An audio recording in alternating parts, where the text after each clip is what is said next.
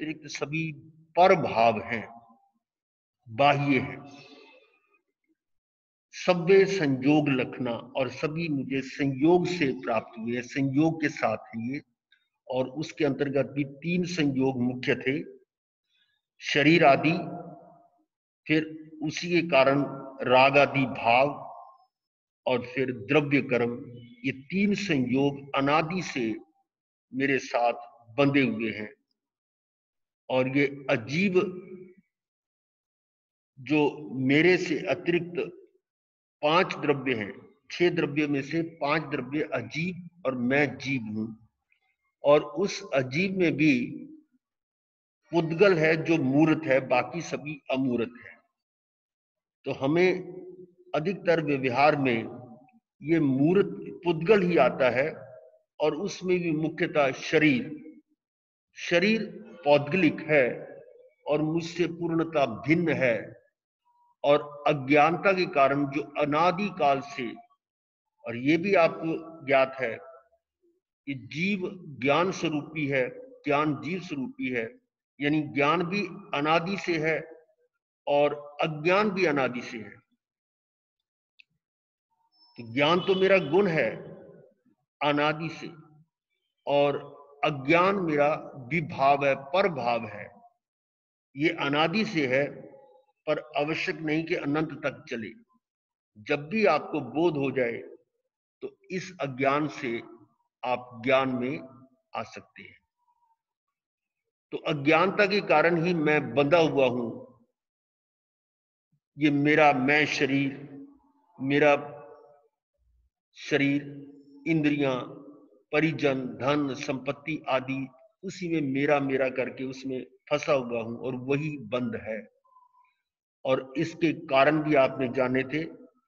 उसके पश्चात आश्रम जो है उस पर हमने चर्चा की थी कि इसी अज्ञान के कारण कर्मों के आने के जो द्वार हैं उनको हम आश्रम कहते हैं।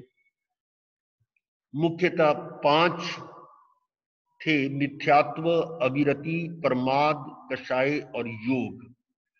इनके आधार पर ही आत्मा के विभिन्न स्तरों का भी वर्णन किया था गुण स्थानों के रूप में। और आश्रम के अंतर्गत कर्म बंध जो होता है, यदि शुभ कर्म है, शुभ भावों से बंध हुआ है तो पुण्य कर्म बन जाता है, और अशुभ भावों से है तो पाप कर्म बन जाता है। पुण्य और पाप तो तब ज्ञात होता है जब वो फल देते हैं।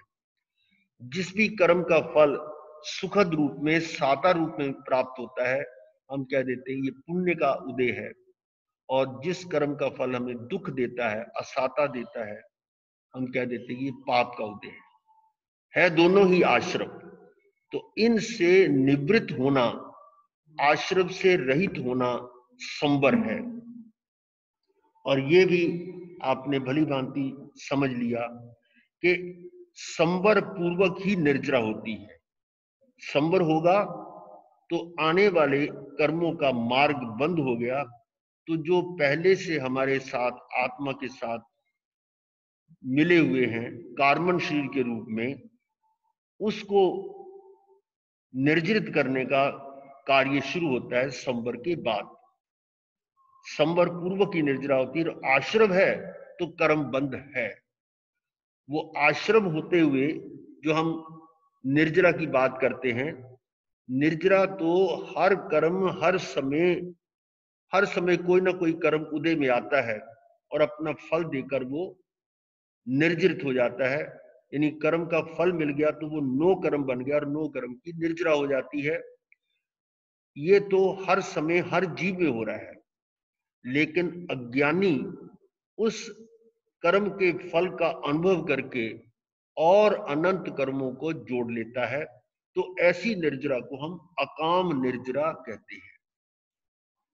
इसके तुलना में ज्ञानी जब उस कर्म का फल आता है, उसके फल को, सुख दुख को अनुभव न करके पर भाव में जाता नहीं।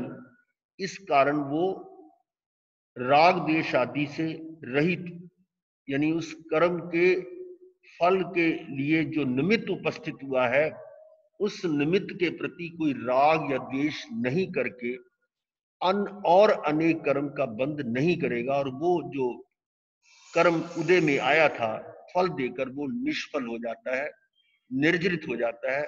और ऐसी निर्जरा को हमने सकाम निर्जरा कहा। इसी निर्जरा के अंतर्गत आप इसका स्वाध्याय कर रहे हैं कि निर्जरा के 12 भेद। ये निर्जरा हमने तप को कह दिया, वास्तव में तप निर्जरा नहीं है, तप निर्जरा का कारण है। इसके लिए गाथा आती, तप सा निर्जरा, यानी तप जो है वो निर्जरा का स्थान है। जैसे कोई संस्थान, कोई इंस्टीट्यूट, कॉलेज वो डिग्री प्राप्त करने का स्थान है, और यदि कोई व्यक्ति या कोई शिक्षा लेने वाला विद्यार्थी वहां जाकर कुछ पुरुषार्थ ना करे तो उसको वो डिग्री प्राप्त नहीं होती। तो पुरुषार्थ करेगा, फल मिलेगा, तो हम कह सकते हैं कि वो संस्थान निर्जरा का, यानी वो डिग्री प्राप्त करने का स्थान है। इसी प्रकार से तप एक कारण है निर्जरा का, और यदि उसको विधिवत किया जाए तो वो निर्जरा का कारण यानी कार्य बन जाता है। तो किसी प्रकार से हम कारण को कार्य में परिवर्तित हो जाए तो उसी को हम कार्य कह देते हैं। तो इसका कारण निर्जरा को, तप को निर्जरा कहा गया, और निर्जरा की 12 भेद। इसमें बाह्य तप के अंतर्गत आपने श्रवण किया हुआ है कि अनशन, उनोदरी, भिक्षाचरी, रस परित्याग, काय क्लेश, प्रति संलीनता। और ऐसे ये भी आप जान चुके हैं कि हर अगला जो तप है वो पहले से उत्कृष्ट है, यानी उससे निर्जरा अधिक होती है। अनशन से ऊपर उनोदरी, उनोदरी से ऊपर भिक्षाचरी, भिक्षाचरी से फिर और उत्कृष्ट रस परित्याग, इससे भी उत्कृष्ट काय क्लेश, और इससे उत्कृष्ट है प्रति संलीनता। और इसके बाद 6 अभ्यंतर तपों में और भी उत्तम जो अभ्यंतर यानी अंदर के तप है, आत्मिक स्तर पर हैं, आध्यात्मिक हैं, और ये वास्तविक निर्जरा करते हैं, और इसकी पूर्व भूमिका ये बाह्य तप करते हैं। तो प्रायश्चित जो है वो दिखावा नहीं है, कोई दिखने वाला तप नहीं है, ये तो अंदर की तप है, अंदर का। और यदि केवल दिखावा मात्र है तो वो प्रायश्चित अभ्यंतर तप नहीं बनता। इस पर भी हम चर्चा कर चुके हैं। इसी प्रकार से विनय, वो भी अभ्यंतर तप है, यानी अंदर से है, मात्र दिखावा नहीं है, बाह्य तप नहीं है, वो आंतरिक तप है। और इससे अगला वैयावृत्य, सेवा शुश्रूषा, ये भी अभ्यंतर तप है, यानी इसके अंतर्गत वो आत्मिक स्तर पर जो सेवा करता है उसके गुणों को भी जानता है, देखता है, और उनके गुणों के अनुसार अपने गुणों यानी अपने आत्मा के साथ मिलान करते हुए आत्मा को भी और उन्हीं के प्रेरणा से और ऊंचा उठाने का प्रयत्न करता है। ऐसे वैयावृत्त तप से भी ये अभ्यंतर तप के कारण निर्जरा होती है। और इसके बाद जो अभी हम चल रहे थे स्वाध्याय तप पर, तो स्वाध्याय तप के बारे में आपने जाना था कि ये सबसे उत्तम तप है, और ऐसा भी आता है कि स्वाध्याय जैसा ना कोई तप था, ना है, ना होगा। स्वाध्याय से आपने जाना था कि ज्ञानावर्णी कर्म का क्षय होता है, और ज्ञानावर्णी कर्म का क्षय होने का अर्थ है कि दर्शनावर्णी का भी क्षय होगा, और उसके कारण दर्शन मोहनीय मिथ्या मान्यता मिट जाती है, और उसके कारण ही चरित्र मोहनीय यानी राग द्वेष मिट जाते हैं, और फिर हमारा वीर्य आत्मा में ही लगता है, जो बाहर लग रहा था वो अंतराय भी समाप्त हो जाता है। तो एक ज्ञानावर्णीय के समाप्त होते ही चारों समाप्त हो जाते हैं, और आत्मा के गुण अनंत ज्ञान, अनंत दर्शन, अनंत सुख, अनंत वीर्य प्रकट हो जाते हैं। और इस तरह से स्वाध्याय अपने आप में सर्वोत्तम तप है, और इसके द्वारा ज्ञानावर्णी कर्म का क्षयोपशम, आदि होने से आत्मा का स्तर और अधिक बढ़ता है। और आप लोग बीच में कुछ प्रश्न पूछते हैं तो वो बहुत ही अच्छा है, उससे और अधिक तत्व की समझ आती है। कल भी एक लास्ट में जो प्रश्न पूछा गया था कि जानते हुए भी हम इस संसार में रहते हुए उससे निवृत्त क्यों नहीं हो पाते, तो उसका उपाय मात्र स्वाध्याय है। और इसका आगमों में तो प्रमाण है ही, तो मैं अनुभव से कह सकता हूं कि स्वाध्याय के लिए मुझे तो मैं कह सकता हूं कि लगभग 25-30 साल पहले कोई गुरु भगवंत ने प्रेरणा दी कि स्वाध्याय करो, और स्वाध्याय करते करते हमने 32 आगमों का अध्ययन भी किया। और फिर हमारे परम आराध्य आचार्य भगवान आत्मन शास्त्रा पूज्य श्री शिव मुनि जी महाराज साहब के उनके सानिध्य में हमने ध्यान साधना के अनेक शिविर किए, और फिर उन्हीं की आज्ञा से देश भर में स्थान स्थान पर स्वाध्याय और शिविर, ध्यान शिविर में हमने कुछ अपना योग दिया, और उससे क्षयक्षम ज्ञानावर्णी कर्म का क्षयक्षम हुआ। और अंदर में ये धारणा भी पक्की होती गई कि मुझे अपने आत्मा को भी जानना है, मात्र बाहर नहीं। तो आप जानते कि उस तरह से कितनी जो ममत्व था, आसक्ति थी, या वो मोहनीय कर्म का गाढ़ बंधन था, वो हल्का होता गया। और ये उनकी अपार कृपा रही। और आप भी, मैं समझता हूं कि बहुत सारे जो श्रोता हैं वो आचार्य भगवान की कृपा से ध्यान साधना भी कर रहे हैं, और उससे आगे बढ़ना है। यानी आप ये मत समझे कि भी एक क्रिया कर रहे हैं वो करती रहें, उसको अंदर में आत्मसात करें, यही हमारा लक्ष्य होना चाहिए। और ऐसे ढीली गांठें हुई और उस पर एक करारी चोट लगी हमारे गुरुदेव प्रज्ञा महर्षि पूज्य गुरुदेव श्री उदय मुनि जी महाराज साहब, और उनके तात्विक विवेचन का तो कोई मुकाबला ही नहीं है। और उनके कारण ही हम उस चोट से, इस मोहनीय कर्म से, यानी अपने घर बार से इतनी बड़ी उम्र में, 71 वर्ष की उम्र में, आयु में, हमने वो जो ममत्व था उसका त्याग करके इस स्थिति में पहुंचे हैं। तो ये मैं अपनी बड़ाई नहीं कर रहा, लेकिन स्वाध्याय का आपको प्रभाव बता रहा हूं कि स्वाध्याय से कितना बड़ा लाभ है। और उसी स्वाध्याय के अंतर्गत हम उसके अब भेदों पर चर्चा करेंगे कि स्वाध्याय के भेद हैं वाचना, पृच्छना, पर्यटना, अनुप्रेक्षा, धर्म कथा।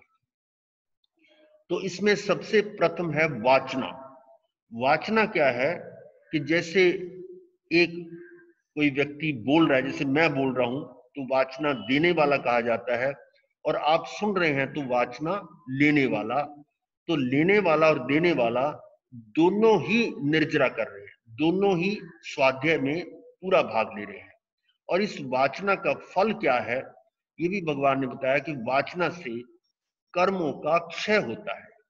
अब यहाँ पर कर्मों का क्षय नहीं, स्वाध्याय में बताया था कि स्वाध्याय से तो ज्ञानावर्णी कर्म का क्षय होता है, लेकिन यहाँ पर उसका एक भेद है जिसमें यहाँ बता दिया कि वाचना से कर्मों का क्षय होता है। तो कर्म का क्षय और उधर ज्ञानावर्णी का क्षय, इन दोनों में अंतर क्या है? बात एक ही है कि ज्ञानावर्णीय क्षय होगा तो निश्चित रूप से बाकी भी कर्मों का क्षय होगा, और उसी के अंतर्गत वाचना में भी है। और वाचना में विशेषकर लेने वाला भी और देने वाला भी दोनों की निर्जरा होती है। और फिर यहां तक है कि लेने वाली की निर्जरा हो ना हो, लेकिन देने वाले की तो होती ही है। और वाचना में हम ये भी ध्यान रखें कि जो बोला जाता है वो श्रोता के की समझ में आना चाहिए, यानी उस भाषा का प्रयोग करें जो श्रोता को समझ में आ सके। इसीलिए भगवान महावीर ने, या उससे पूर्व जो आचार्य भगवंत भी हुए हैं, ये जो भगवान महावीर को सुनकर इंद्रभूति गौतम आदि ने उनको सुना और अपने सूत्रों में गूंथा और अपने शिष्य प्रशिष्यों को आगे आगे वो जो उनकी वाणी थी वो चलती रही। और उस समय इंद्रभूति आदि संस्कृत के विद्वान, प्रकांड विद्वान थे। ये आपको ज्ञात है कि वो वेदों के प्रकांड विद्वान थे, और जब भगवान महावीर के संपर्क में आए तो उन्हीं के शिष्य हो गए। और उन आगमों को उन्होंने जो लिखा गया, ये 980 वर्ष के बाद भगवान महावीर के निर्वाण के पश्चात 980 और 993 के बीच में, तो उस समय की भाषा के अनुसार लिखा गया। और ऐसा करते करते 5वीं वाचना जब हुई थी तो तब उस आगमों की जो भाषा थी वो भी प्राकृत थी। और भगवान महावीर जो बता रहा था, उस समय भी जब मगध में विचरण कर रहे थे, और उस समय भाषा जो मगध की भाषा थी और आसपास के राज्यों की भाषा थी, उनमें थोड़ा थोड़ा अंतर था। तो वो मिली जुली भाषा थी जिसको हम अर्धमागधी कहते हैं। तो भगवान ने जो देशना दी वो अर्धमागधी में दी। क्या वो और संस्कृत या और अधिक किसी और भाषा में नहीं बोल सकते थे? आज भी यदि हम प्राकृत में बोलते हैं तो अधिकतर अधिकतर क्या 99.9 तक भी मैं कह सकता हूं कि वो प्राकृत को कोई नहीं समझेगा। तो यहाँ कहने का भाव ये है कि भाषा हमारी ऐसी हो जो सब उसको जान सके, समझ सके। और ये हमारा सौभाग्य है कि अब हमारे पास जो 32 आगम हैं लगभग हर भाषा में उपलब्ध हैं। संस्कृत, हिंदी और ये प्राकृत, और इसी प्रकार से इंग्लिश में भी हैं, और अन्य भाषाओं में भी ये ग्रंथ या आगम लिखे गए हैं। तो जो जिसकी भाषा हो उसमें वो जान सकता है। और कुछ भ्रांतियां ऐसी भी हैं, कहा जाता है कि मूल भाषा में पढ़ोगे तो निर्जरा होती है, और उसको दूसरी भाषा में पढ़ोगे तो निर्जरा नहीं होती। इसके पीछे उनका तर्क होता है कि जैसे कोई गारुड़ी यानी सपेरा जो है, किसी सांप का विष किसी व्यक्ति को हो जाए, यानी सांप का डस जाए, और उसका जहर उतारने के लिए वो गारुड़ी मंत्र का उच्चारण करता है और उसका जहर विष उतर जाता है। ये तर्क देकर वो कहते हैं कि जिस प्रकार से वो मंत्र का अर्थ गारुड़ी नहीं जानता, ना वो रोगी जानता है, फिर भी उनका रोग शांत हो जाता है। इसी प्रकार से जो वाचना में या प्राकृत की भाषा बोली जाती है, वो मूल भाषा चाहे आपको समझ में आए या ना आए, तो उससे वो निर्जरा हो जाती है। ये बात उनके तर्क के अनुसार ठीक है, लेकिन हम ये कहेंगे कि शब्द जो है या मंत्र है जो बोला जाता है, ये पुद्गल है। और जैसे कोई रोगी को दवाई दी जाती है वो भी पुद्गल है। तो पुद्गल इस शरीर के पुद्गलों से मिलकर उसके रोग के जो पुद्गल है उनको नष्ट कर देता है और रोग शांत हो जाता है। इसी प्रकार से जो शब्द है, मंत्र आदि है, वो भी पुद्गल है, और उसके कारण शरीर के रोग तो ठीक हो सकते हैं, लेकिन आत्मा के रोग उनको ठीक नहीं कर सकते। आपको ध्यान होगा सनत कुमार चक्रवर्ती, जिसको त्वचा के रोग हो गए थे, 16 रोग हो गए थे, और फिर वो देव एक वैद्य के रूप में प्रकट हुए और कहा कि हम इलाज करते हैं, आप इलाज यानी चिकित्सा करवा लो। तो तब सनत कुमार मुनि ने क्या कहा था कि ये जो आप शरीर का रोग तो शांत कर सकते, वो तो कोई बड़ी बात नहीं है। उन्होंने थोड़ा सा अपना थूक उस उंगली पर लगाया और वो शरीर बिल्कुल कंचन की तरह से स्वस्थ हो गया। लेकिन वहां पर बोध क्या दिया कि वो शरीर के रोग को तो दूर कर सकते हो, क्या आप मेरी आत्मा के रोग को दूर कर सकते हो? आप समझ गए होंगे कि आत्मा के रोग वो तो आत्मा के भावों से ही जाएंगे। उस समय जो शब्द है उसके भाव यदि नहीं समझे तो वो कैसे रोग दूर होंगे? तो इसलिए ये कहना कि मात्र मंत्र के उच्चारण से निर्जरा हो जाती है, ये एक भ्रांति है। तो इसलिए वाचना या वाचना जो भी है, जो बोला जाता है या पढ़ा जाता है वो, और इसमें और भी है कि जब इंद्रभूति गौतम आदि ने या और अपने गुरुओं ने शिष्यों को वाचना दी तो पहले उनको अर्थ बताया, फिर सूत्र बताया और फिर दोनों का अर्थ बताया। इस क्रम से, इस अनुयोग से वाचना का चलन होता है। तो वाचना के लिए ये विशेष ध्यान रखें कि वाचना से हमारे ज्ञान में वृद्धि होती है, और वो वृद्धि तभी होगी जब हम शब्दों के भावों को जानते हैं, समझते हैं और ये ध्यान रखते हैं। अब इसके बाद जब आपको ज्ञान हुआ, जानकारी हुई, तो दूसरा भेद स्वाध्याय का पृच्छना। पृच्छना का अर्थ होता है पूछना, यानी प्रश्न करना। और ये इसलिए मैंने शुरू में भी कहा था कि प्रश्न करने से जो ज्ञान है वो और अधिक विस्तृत होता है, शंकाएं दूर होती हैं। तो पृच्छना बहुत ही महत्वपूर्ण है। वैसे भी हमारे व्यवहारिक जीवन में भी किसी भी क्लास में, कक्षा में अगर अध्यापक पढ़ा रहे हैं तो बच्चे यदि प्रश्न पूछते हैं तो ये समझा जाता है कि उनका जो शिक्षण कार्य है वो सही है। प्रश्न पूछने का अर्थ क्या हुआ कि वो आपकी बात को सुन रहे हैं और उस पर चिंतन कर रहे हैं। और प्रश्न पूछने में जो झिझक है वो होती जिसके कारण नहीं पूछते, लेकिन उस झिझक को ना लेते हुए, यानी बिना झिझक के प्रश्न पूछें तो उससे कई औरों का भी यानी समाधान मिल जाता है। तो इस तरह से आप अपना ही नहीं दूसरों का भी समाधान करने में सहयोगी बनते हैं। तो पृच्छना अपने आप में बहुत ही महत्वपूर्ण है।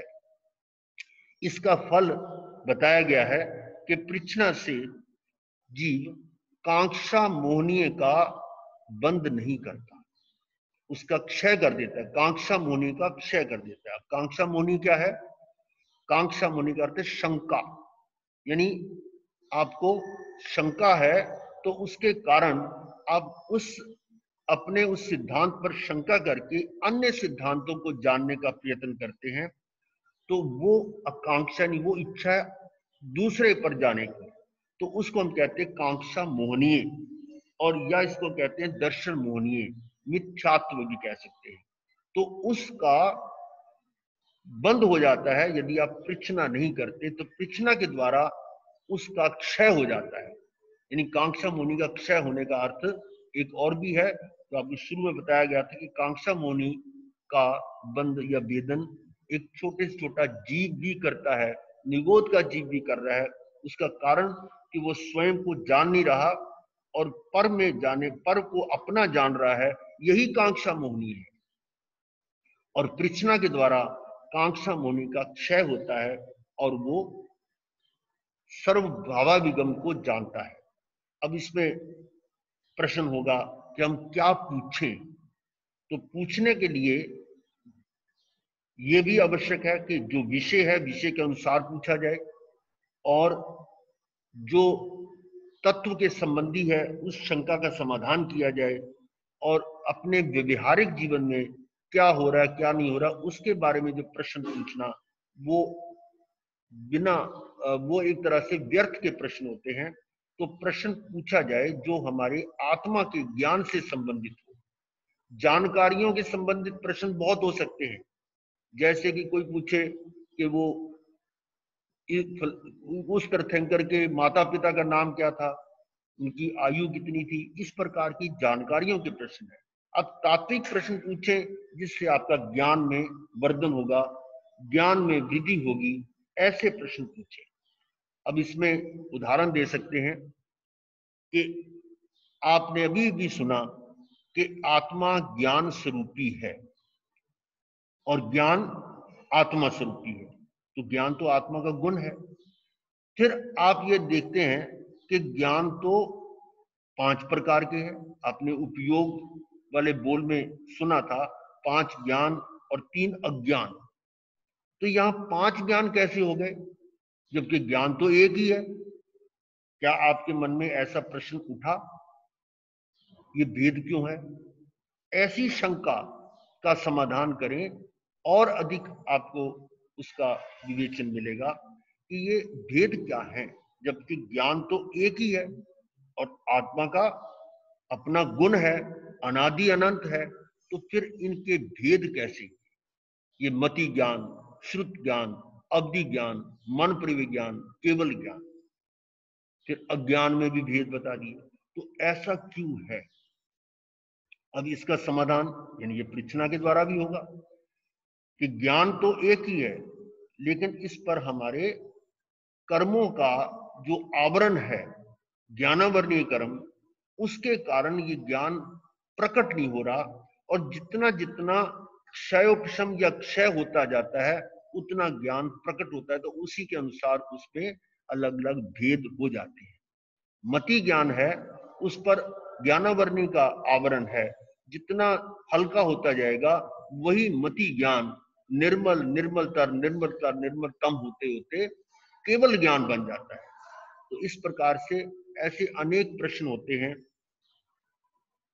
कि किसी भी कोई भी तत्व की बात करते हैं, जैसे मान लो केशी गौतम संवाद में आपने उत्तराध्ययन सूत्र में जाना कि केशी स्वामी, केशी मुनि जो है वो भगवान पार्श्वनाथ की परंपरा के थे और जो इंद्रभूति गौतम भगवान महावीर के परम शिष्य थे।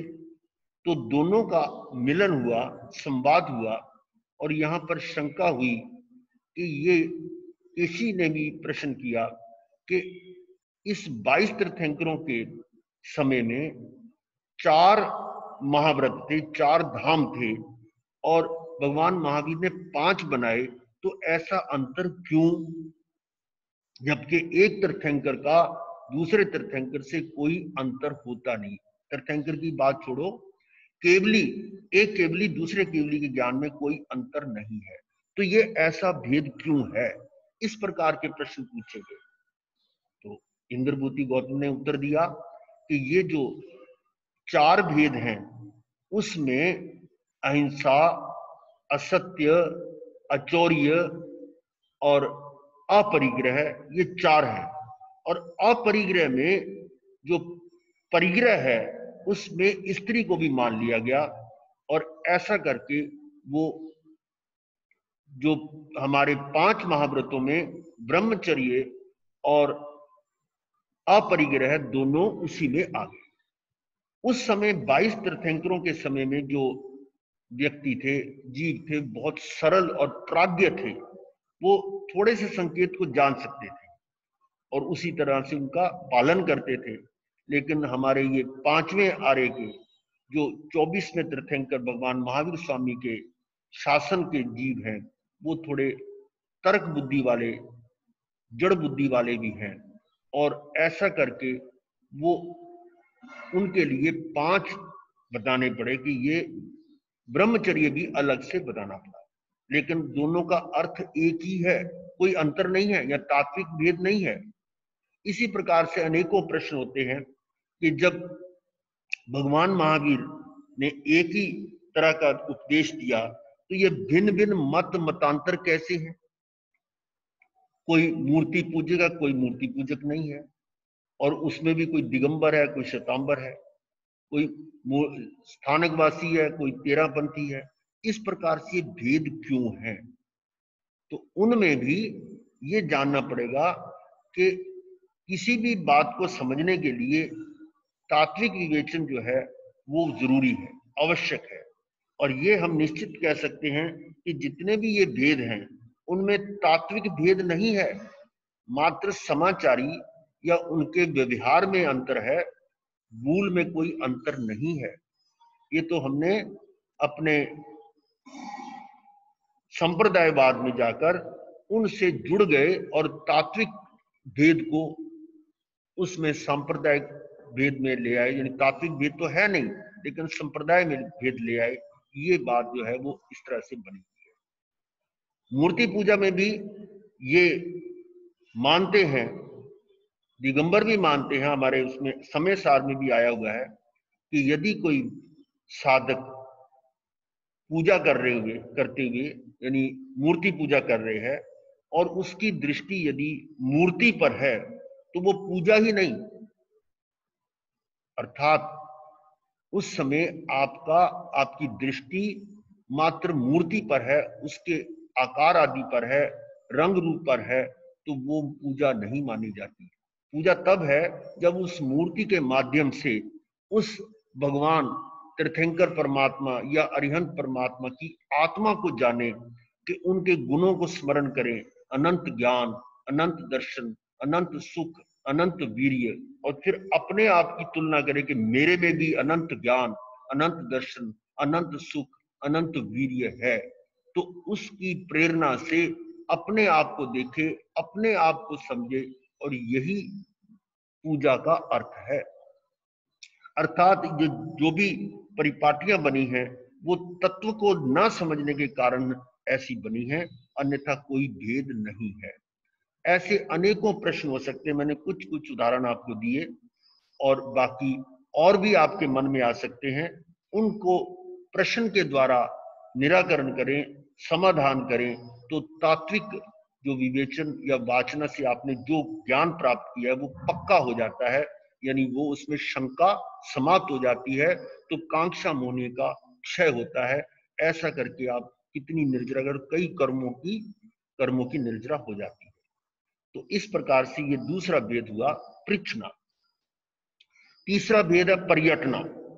यानी पर्यटना का अर्थ है कि जो आपने सुना वाचना के द्वारा और उस पर फिर प्रश्नों के द्वारा उसको पक्का किया, अब उसको बार बार पढ़ने से, बार बार याद करने से, पुनः पुनः स्मरण करने से वो तत्व पक्का हो जाता है, जिसको हम कहते हैं कि बचपन में भी बच्चों को भी, अब आज की परिपाटी मालूम नहीं, लेकिन हमारे समय में तो वो शुरू में बच्चों को याद कराए जाते थे कि ये याद करो, ये याद करो, उसको घोटा लगाते थे। तो जितना अधिक वो घोटा लगाते थे उतना ही ज्ञान उनका पक्का हो जाता था, यानी वो याद रहता था। इसी प्रकार से जो आपने अब सुना है या पढ़ा है उसको बार बार पढ़ेंगे तो पर्यटना कहलाता है, और उसके कारण जो और अधिक उसकी व्याख्या प्रकट होती है, शब्दों के अर्थ और अधिक गहन होते जाते हैं। एक बार पढ़ने में हो सकता है कुछ शब्द आपसे छूट जाएं, दोबारा पढ़ेंगे तो और अधिक उसका यानी विवेचन समझ में आएगा, और बार बार पढ़ेंगे तो उससे और अधिक। ऐसा करते करते फिर ऐसी भी लब्धि प्राप्त हो जाती है कि आप एक शब्द पढ़कर सारे का सारा अर्थ जान सकते हैं। जैसे अभी अभी मैंने एक गाथा बोली थी, एगो में सासो अप्पा नान दंसन संजो। अगर मैं मान लो इतना ही बोलूं कि एगो में सासो अप्पा, और आपने वो गाथा याद की हुई है, तो फौरन आपको पूरी गाथा स्मरण में आ जाएगी, और उसके अंदर ये भी पता लग जाए कि मैं एक शाश्वत आत्मा हूं, मैं तो दूसरे द्रव्यों से भिन्न हूं, मैं शरीर नहीं हूं, शरीर और मेरे गुण भिन्न हैं, मैं तो एक अजर अमर अविनाशी आत्मा हूं, निरा ये निर्विकार। और ऐसी अपने आप को वो चिंतन शुरू हो जाता है दो शब्दों के सुनने से। इस तरह की जो लब्धि प्राप्त हो जाती है ये पर्यटना के द्वारा। और आपको ज्ञात होगा इंद्रभूति गौतम जो एक मात्र 3 शब्द सुने उत्पन्न होता है, व्यय होता है और ध्रुव रहता है। अब ये सुनकर उनको कितना ज्ञान हो गया, 14 पूर्व का ज्ञान होगा।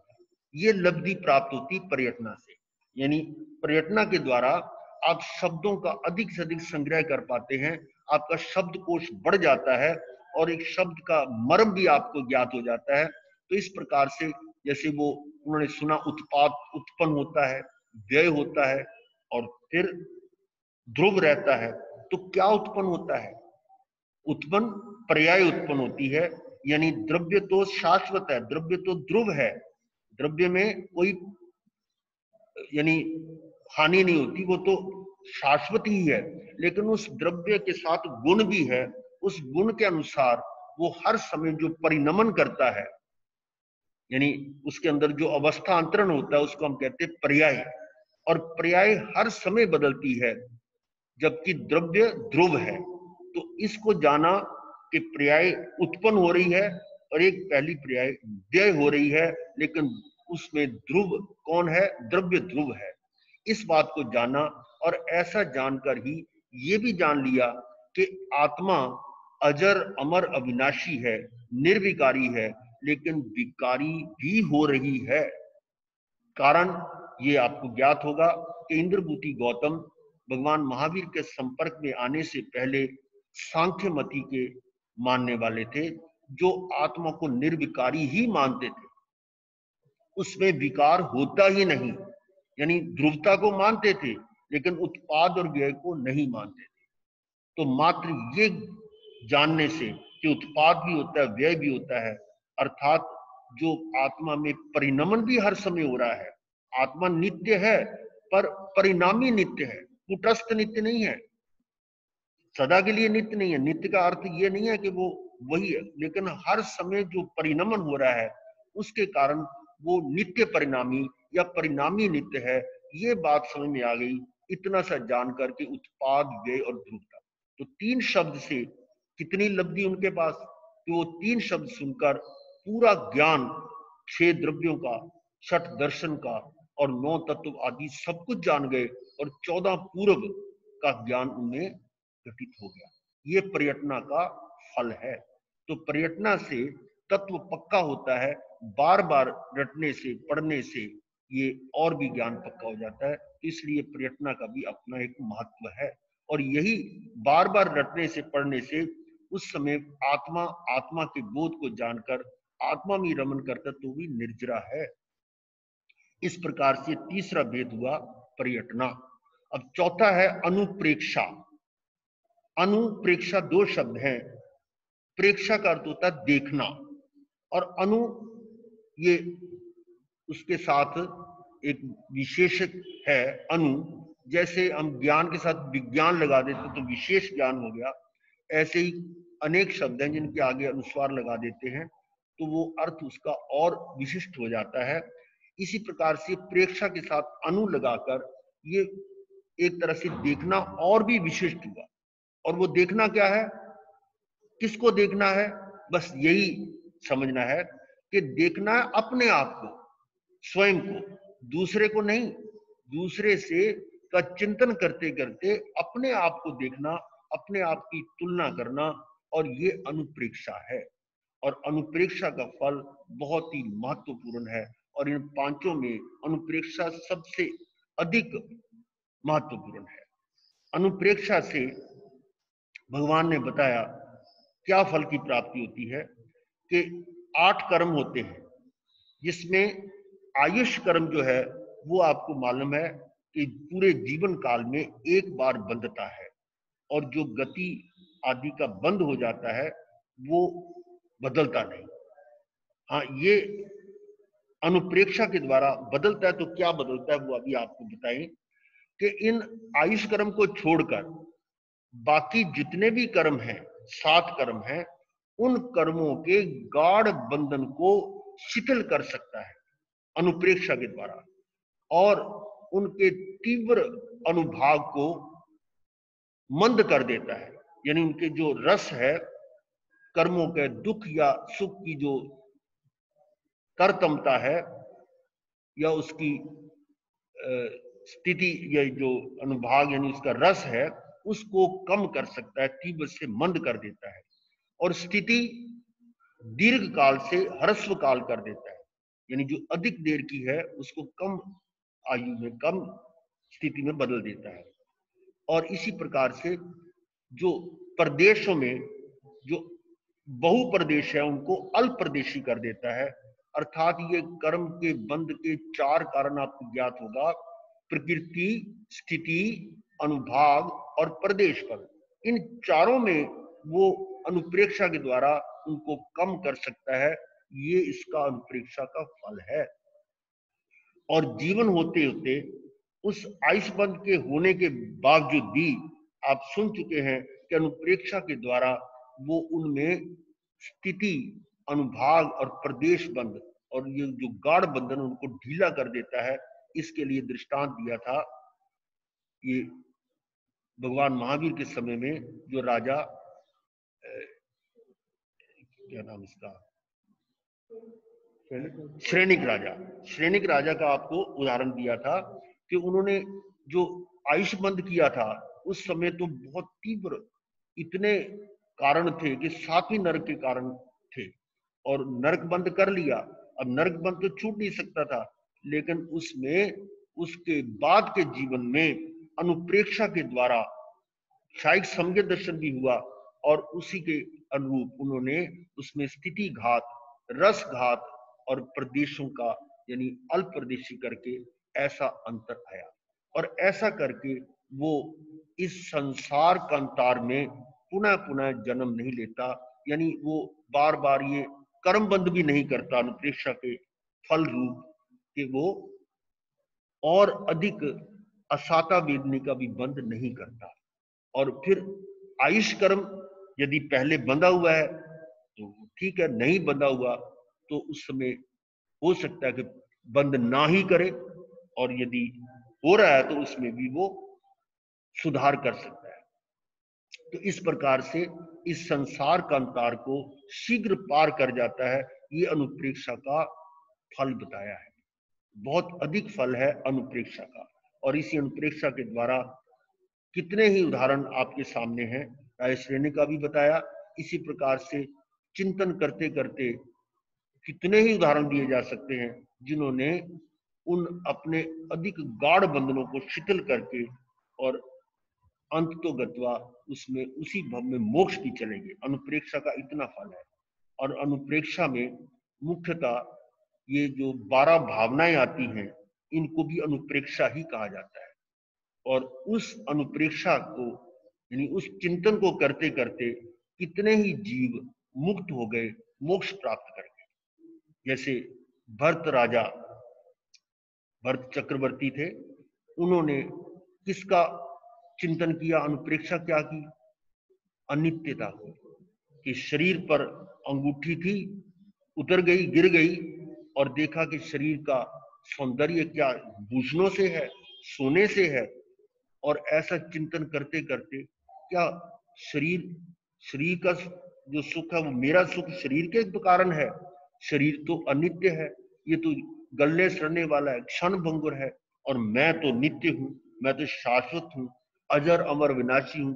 ऐसा चिंतन, ऐसी अनुप्रेक्षा करते करते वही केवल ज्ञान, केवल दर्शन प्रकट हुआ और मुक्त हो गए। इस प्रकार से अनुप्रेक्षा का महान फल है। और इसी तरह से इसका 5वां अंग है, 5वां भेद है धर्म कथा। धर्म कथा देखा जाए तो एक तरह से वाचना की तरह ही माना जाता है, लेकिन वाचना में और धर्म कथा में अंतर थोड़ा सा है। धर्म कथा में भी कई तरह के भेद हैं और इसके फल के बारे में पूछा गया तो फल आया कि धर्म कथा से भी अनंत कर्मों की निर्जरा होती है और अंत तो गत्वा यानी मोक्ष की भी प्राप्ति होती है। लेकिन एक फल ये भी आया कि वो भद्रता यानी आगामी भद्रता की दृष्टि से उसको ऐसा भव मिलता है, मनुष्य भव मिलता है, भद्रिक होता है और उसमें वो मोक्ष प्राप्त कर लेने, संयम लेकर मोक्ष प्राप्त कर लेता है। तो वो उस भाव में नहीं तो अगले भाव में जो बंद करता है उसका फल भी उसको मोक्ष रूप में मिलता है। अब यहाँ पर बंद क्यों कहा, जबकि निर्जरा के कारण है, स्वाध्याय तो निर्जरा का है, तो फिर यहाँ बंद कैसे हुआ? उसका कारण बताया है कि धर्म कथा करते समय यदि कथा करने वाला वाचक जो है वो शब्दों के साथ साथ अपने भी आत्मा को आत्मसात करते हुए आत्म भावों में अनुप्रेक्षा में चला जाता है तो वो अनंत कर्मों की निर्जरा करता है। और यदि उसका ध्यान हो कि मैं अपने श्रोता को अधिक से अधिक बता सकूं, उनको तात्विक ज्ञान दे सकूं, उनको बोध दे सकूं, वो इस संसार सागर से तिरने का प्रयत्न करें, जो मुझे मार्ग मिला है वो उनको भी मिले, इस प्रकार के भावों से कि मैं उनका यानी आत्मा के उद्धार के लिए कार्य करूं। फिर भी वो चाहे वो बहुत ही उत्तम प्रशस्त राग है, पर है तो राग ही, और उसी कारण वो कर्म बंध जो होता है वो भी शुभ कर्म है, प्रशस्तम कर्म है, बंद हो रहा है, और उसके फलस्वरूप अगले भाव में वो ऐसे मनुष्य जन्म को प्राप्त करता है जो भद्रिक सरल होता है, और उसको वैसा ही सानिध्य मिल जाता है, और वो अनगार बनकर मुक्त मोक्ष की प्राप्ति कर लेता है। तो इस प्रकार से धर्म कथा का भी फल दोनों तरह से बताया कि उसी भव में मोक्ष या अगले भव में, निकटतम भवों में मोक्ष हो जाता है। इस प्रकार से ये स्वाध्याय के 5 भेद हुए। और अब इनके बारे में कोई प्रश्न हो तो आप पूछ सकते हैं। समय है मेरे ख्याल 3-4 मिनट है, तो हम अगला विषय ना लेकर इसी पर कुछ चर्चा करना चाहें या कोई प्रश्न पूछना चाहें तो आप अंशुल जी को बता सकते हैं। मथिन वंदामी महाराज जी। महाराज जी, स्वाध्याय पहले भी चल रहा था, अब 25 बोल की मुझे समझ नहीं थी, वो अभी भी है। महाराज जी, जिस पाप को मैंने पाप नहीं जाना था, पर वो पापों के ढेर मुझे समझ में आ रहे हैं, उसका प्रायश्चित कैसे करें? प्रायश्चित तो आपको बताया कि अपने उस कर्मों की आलोचना, निंदना करें कि ये मुझे जो मैंने जो पाप किया है उसको मुझे धिक्कार है, अपने आप को धिक्कारें, और फिर पुनः ऐसा पाप ना करने का संकल्प लें, तो वो निर्जलित हो जाते हैं। महाराज जी, कुछ पाप ऐसे जिसमें प्राण थे, प्राणों की हत्या की गई हो, उसका कैसे लें? देखिए, आपको उदाहरण याद होगा कि अर्जुन माली ने एक नहीं 1141 मनुष्यों की हत्या की थी। जी महाराज। और आलोचना, निंदना करके ही वो कहां पहुंच गए? 6 महीने के अंदर ही उस सारे कर्मों को निर्जित करके भगवान महावीर से भी पहले सिद्ध बुद्ध मुक्त परिनिर्वाण को प्राप्त कर गए। ऐसा नहीं है कि अनंत कर्मों का फल। और एक बात और भी आपने सुनी होगी कि किसी भी कर्म का फल जो है वो दोनों तरह से हो सकता है। भगवान ने बताया कि एवं भूत अनेवं भूत, यानी जैसे आपने किया वैसे ही भोगा जाए, या अन्यथा भी हो सकता है। वैसे भोगने के उदाहरण आपने सुने गज सुकुमार का। गज सुकुमार ने जो कर्म का उदय आया वो पूर्व में वैसा ही था। वो सोमेल ब्राह्मण जो था वो पहले बेटे के रूप में था, और जो गज सुकुमार थे वो एक उसकी माता, बड़ी माता के रूप में था। तो उन्होंने जो कर्म बंद किए वो वैसे के वैसे उनके आए। इसी प्रकार से भगवान महावीर ने त्रिपष्ठ वासुदेव के भव में एक वो कर्मचारी के कानों में शीशा डलवाया, और वही उनको कानों में कीले ठोकने आ गए। ये तो कहते एवं वो। और इसमें अर्जुन माली के उसमें संदर्भ में देखें तो उसी प्रकार से अगर बोलता तो कितनी बार जन्म लेना पड़ता। वहां पर उन्हें अपने कर्मों की निंदना की, गर्हा करी, भगवान महावीर के सामने अपने आप को धिक्कारा कि मुझसे ये बहुत बड़ी भूल हुई है, मैंने बहुत पाप किया है। और फिर उन्हीं जनता के सामने उन्हीं चौराहों पर खड़े होकर 1.5 महीने तक, कभी उत्तर, कभी पूर्व, कभी दक्षिण, कभी पश्चिम, चारों दिशाओं में 1.5 महीना वहां ध्यान में खड़े हो गए। और उसमें लोग उनको गालियां दे रहे हैं, जूते मार रहे हैं, पत्थर मार रहे हैं, थूक रहे हैं, और आहार पानी में कुछ देते नहीं, या पत्थर दे देते हैं, पानी नहीं मिलता या भोजन नहीं मिलता। ऐसी यातना उनको समभाव से सहन करते हैं कि मैंने ही इनको कष्ट दिया है। अपनी निंदना करे, उनकी निंदा नहीं करके अपनी आलोचना करके कितने कर्मों को क्षय कर लिया। तो ये तो हमारे सामने उदाहरण है। तो हम ये न समझे कि इतने पाप किए तो हम उसको कैसे निर्जित करें। अनंत कर्मों का जो संचय किया हुआ है वो मात्र 48 मिनट अंतर मुहूर्त भर में ही आत्म ध्यान में जाकर उनकी निर्जरा हो जाती है। ऐसे अनेकों उदाहरण आपके सामने हैं। और आजकल अंतगढ़ सूत्र में आप देख रहे हैं, अंतकृत शाम, यानी अंत में जो इतने भारी कर्मा थे, जितने भी ये 90 आत्माएं थी, लेकिन एक प्रवचन सुनकर और उससे अनंत अनंत जो भारी कर्म थे उनको निर्जित करके सिद्ध बुद्ध मुक्त और परिनिर्वाण को प्राप्त हो गए। हम सिद्ध बुद्ध ना भी हों तो कम से हम भवों को सीमित कर सकते हैं, अपने भव भ्रमण को घटा सकते हैं, संसार के ये जो वन है इतना बड़ा उसको कम कर सकते हैं, ये निश्चित है। इसी निश्चय के साथ, इसी धारणा के साथ आप अपना भावों के अनुसार उसको आगे ले जाते जाएं और अधिकतर स्वाध्याय और ध्यान में रहें, तो ये निश्चित रूप से इसका समाधान प्राप्त होगा। गुरुदेव की आज्ञा से चत्तारी मंगलम, अरिहंता मंगलम, सिद्धा मंगलम, साहू मंगलम, केवली पनत्तो धम्म मंगलम। चत्तारी लुगुत्मा, अरिहंता लुगुत्मा, सिद्धा लुगुत्मा, साहू लुगुत्मा, केवली पनत्तो धम्म लुगुत्मो। चत्तारी शरणम पवज्जामि, अरिहंते शरणम पवज्जामि, सिद्धे शरणम पवज्जामि, साहू शरणम पवज्जामि, केवली पनत्तं धम्मं शरणम पवज्जामि। चार मंगलिक, चार उत्तम, चार शरणा और न शरणा कोई, जो भव प्राणी आदि क्षेय अमर।